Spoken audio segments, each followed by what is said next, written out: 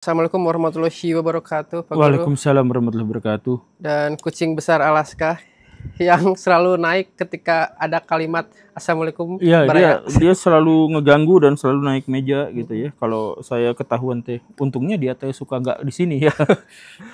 Pak Guru mau info sedikit, tanggal 13 Juni 2025 Guru Gembul bersama komunitas Bandung Book Party mengadakan acara namanya Bandung Lautan Literasi Wih, di UPI.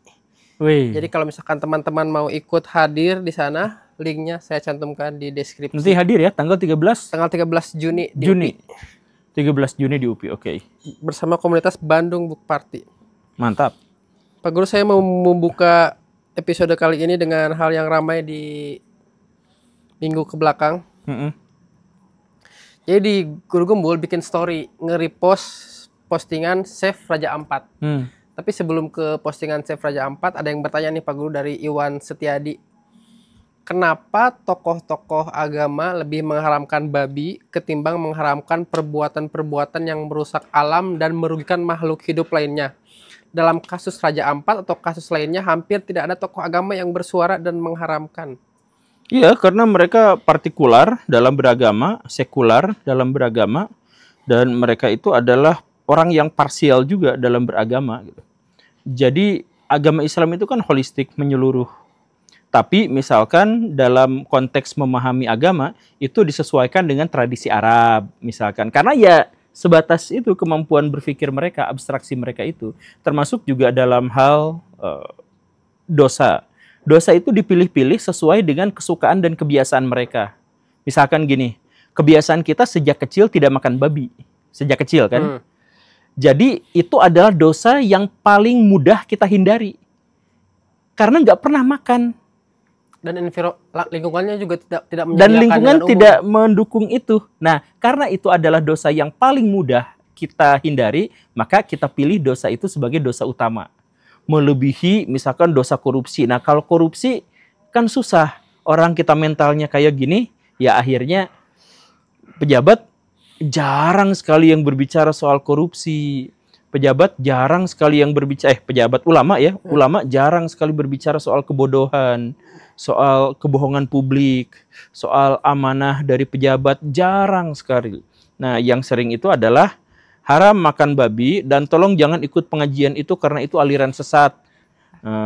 Yang pihak NU ngomong Wahabi sesat, yang kata Wahabi, yang NU jangan diikuti. Ya, kebanyakan pemuka agama kita tuh ributnya di situ aja soal mana yang sesat dan mana yang tidak sesat. Tapi kalau misalkan sesuatu yang berhubungan dengan lingkungan alam, soal masalah mentalitas Indonesia yang buruk, soal betapa miskinnya mentalitas kita dalam berhadapan dengan kenyataan dan sebagainya tuh jarang. Makanya saking kita parsial, partikular, dan sekularnya, Kang Yaya, kalau ikut Jumatan, walaupun kita terkantuk-kantuk, walaupun kita tertidur-tidur, kita teh sampai hafal isi ceramahnya teh. Udah itu gitu ya, pasti teh udah familiar. Jadi kalau misalkan Idul Kurban, temanya apa? Nabi Ibrahim, yang kayak gitulah, gak jauh-jauh. Jadi ya diulang-ulang aja cerita-cerita lama, kita tuh nggak berkembang. Karena apa?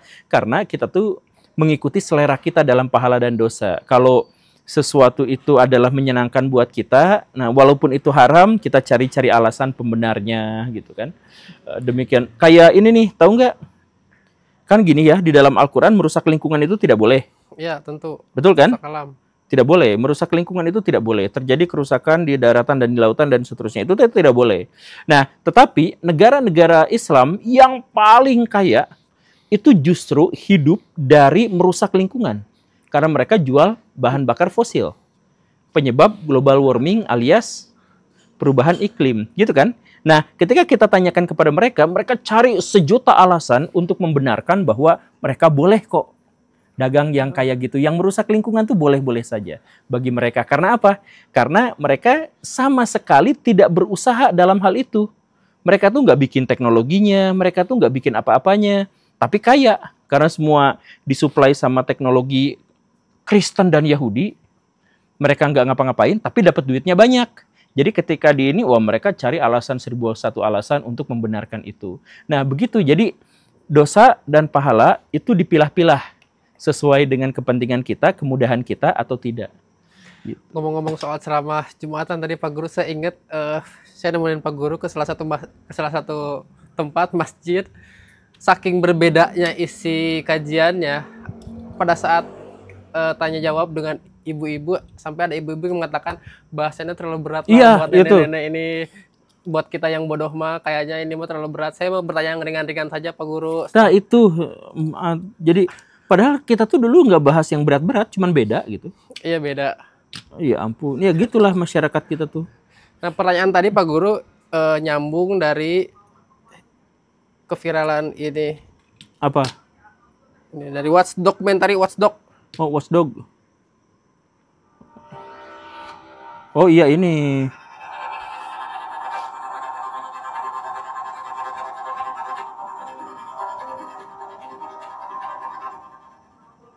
Saya tidak setuju itu. Karena itu membuat pikiran kita jadi salah arah. Karena di undang-undang pun tidak ada istilah itu. Di textbook ada nggak istilah hilirisasi? Itu kan ahli-ahlian yang membuat itu kan, supaya keren. Nah, istilah hilirisasi, saya tanya lagi, dari mana batasnya itu? Jadi kabur kan? Seolah-olah di sini sudah terjadi. Padahal maksudnya hilirisasi dari mentah jadi barang jadi. Itu dong hilirisasi. Tapi sekarang tanyalah ahli-ahli. Apa sampai ke situ? Nih, saya sudah nonton fullnya Pak Guru. Ini fokus membahas tentang Raja Ampat dan pendapat Pak Guru tentang hashtag Save Raja Ampat. ya saya sudah membuat videonya. Jadi seharusnya ketika video ini ditampilkan, saya juga sudah menampilkan videonya. Betul. Jadi saya akan bikin tuh 2 video. Yang pertama itu video pendek, yang kedua itu adalah video panjang yang hasil kolaborasi saya dengan Damai Hijau ya, Hijau Damai. Greenpeace.id. Nah, ya karena memang kita tuh sering banget dari 2 tahun yang lalu itu kolaborasi, terutama kalau misalkan isunya temanya itu adalah lingkungan hidup.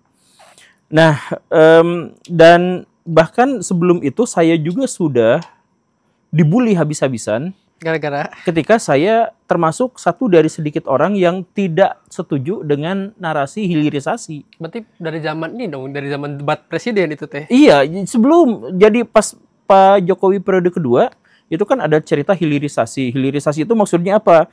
Maksudnya kalau misalkan kita ngambil sumber daya alam kita, kemudian tidak harus langsung dijual, tapi harus ditingkatkan dulu kualitas harganya, ditingkatkan dulu kualitas bendanya atau diubah agar nilai jualnya menjadi lebih tinggi, dan itu harus melibatkan orang Indonesia baru dijual, gitu kan cerita dari hilirisasi itu. Tapi saya tuh tidak setuju dengan prakteknya.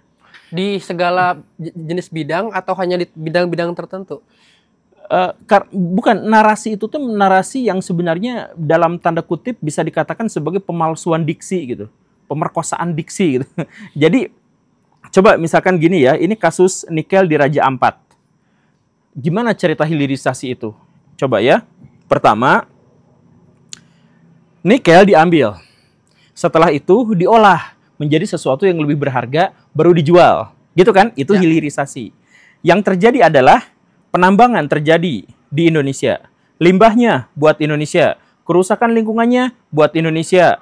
Rakyat yang keracunan itu rakyat Indonesia. Siapa yang melakukan perubahan dari logam nikel berubah menjadi sesuatu yang lebih berguna? Itu adalah Cina. Smelter itu dibikinnya sama siapa? Cina. Tidak percaya? Cek langsung. Setelah smelter itu dibikin sama Cina, artinya siapa yang mengelolanya? Cina. Kita dapat nggak kebagian tenaga kerjanya apa segala rupa? Dikit. Nah setelah itu apa? Dijual ke luar negeri dengan nilai yang lebih tinggi katanya. Dijual ke luar negeri, yang dimaksud siapa? Cina. 85% nikel Indonesia diboyong Cina.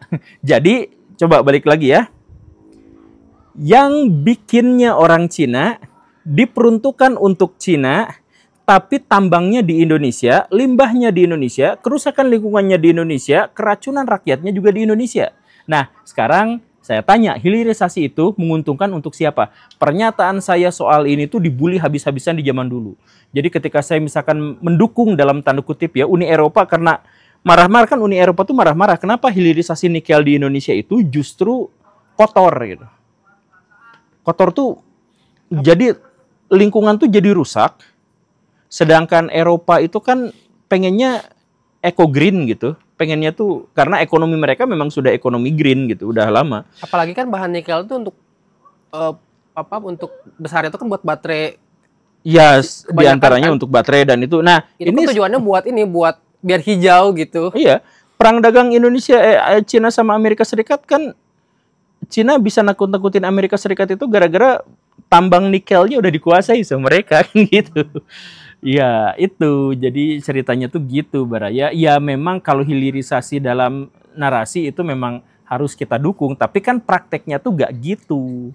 Dan itu saya udah lebih dari setahun lah ngomong kayak gini tuh. Pokoknya sejak sebelum Pak Prabowo naik juga saya tuh udah ngomong kayak gitu. Dan yang lebih mengerikan adalah itu footage yang muncul di sosial media itu beneran di pinggir-pinggir laut yang menjadi nilai jual pariwisata Indonesia, menjadi salah satu laut terbaik di dunia. Tahu nggak pernyataan Pak Bahlil apa? Dihentikan dulu kan sementara kan? Bukan, saya berharap nama Pak Bahlil itu I-nya diganti gitu. Enggak, saya emang nggak ngomong gitu. Bisa jadi ya Bahliul gitu misalkan ya. Maksudnya gini, Pak Bahlil itu mengatakan itu aman-aman saja kok, soalnya jaraknya 30 km dari tempat pariwisata yang ikonik itu. 30 km deket kali. Kira nggak ngalir kali itu teh. Pak Bahlil punten ya Pak, aduh saya teh nggak sepinter Bapak lah, saya mah yakin gitu ya kan Bapak mah itu kan kata Pak Bahlil dihentikan Pak Guru sementara untuk verifikasi gitu ya. Tapi itu kan dapat izin ternyata ya ininya. Jadi kata statement dari mantan menteri kita Ibu Susi adalah mengatakan bisa dikecam kalau misalkan ini tidak dapat izin. Tapi ini tuh yang jadi heran teh, kok bisa dapat izin? Itu siapa yang mengizinkan dari level bupati, gubernur sampai kementerian, kok bisa mengizinkan di situ gitu. Jadi pertanyaan teh. Ada 4 level pelanggaran di sini. Yang pertama, seharusnya tidak diizinkan, tapi diizinkan. Satu lewat ya. Tidak diizinkannya itu maksudnya gini, oleh perundang-undangan. Itu lewat ya. Yang kedua, oleh MK. MK juga dilewat. Yang ketiga, bukan hanya diizinkan, tapi perusahaan-perusahaan yang datang ke sana itu legal. Dan yang keempat itu, perusahaan yang dimaksud bahkan BUMN. Jadi bukan hanya legal, bukan hanya tidak boleh jadi boleh, tidak legal jadi legal, bukan. Tapi yang ngegarapnya BUMN atau anak perusahaan BUMN, anak Antam. Coba udah bukan hanya, dan gini ya misalkan ya dalam undang-undang itu sebenarnya aturannya itu sederhana. Kalau ada pulau kecil terus dijadikan penambangan, itu tidak boleh.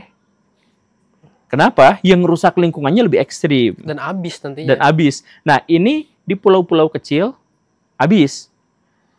Itu melanggar. Kemudian tidak boleh di kawasan konservasi. Ini kawasan konservasi, habis 2.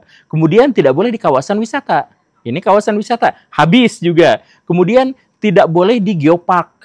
Ya bayangin ini tuh harapan dunia gitu. Iya. Bukan hanya Indonesia yang bangga, dunia juga bangga masih punya lahan yang seperawan itu. Digerogotin juga. Nah ini tiba-tiba Pak Bahlil turun gunung katanya. Saya kan sering ke Papua, jadi saya sering lihat. Ya kalau sering lihat ngapain dibiarkan sampai sekarang gitu. Kemudian cuci tangan mengatakan ini izinnya sejak zaman Pak Jonan gitu. Ya tetap aja izinnya Pak Jonan. Pak Jonan itu di bawah siapa? Pak Jokowi. Pak Jokowi itu siapa? Ya yang Pak Bahlil bela-bela ini itu selama ini. Ya gitulah. Jadi udahlah gak usah cari-cari alasan. Ya ngomong salah, minta maaf kepada rakyat gitu. Dan bilang gak akan melakukannya lagi. Dan kemudian yang sekarang harus dilakukan adalah mengubah orientasi ekonomi kita itu dari sumber daya alam ke jasa, misalkan ke manufaktur. Kenapa ini malah sumber daya alam lagi yang dikenyot? Ya kalau misalkan bagus, kalau bersih, ini kan kotor luar biasa gitu. Nanti... Aduh, saya asli itu kan Raja Ampat tuh salah satu yang suka jadi wallpaper nih di komputer ya, yang indah bagus gitu ya. Meskipun mahal ke sana ya, untuk biaya ke sana kan mahal banget. Asli saya, aduh gimana ini teh? Ya sudahlah, gitulah pokoknya.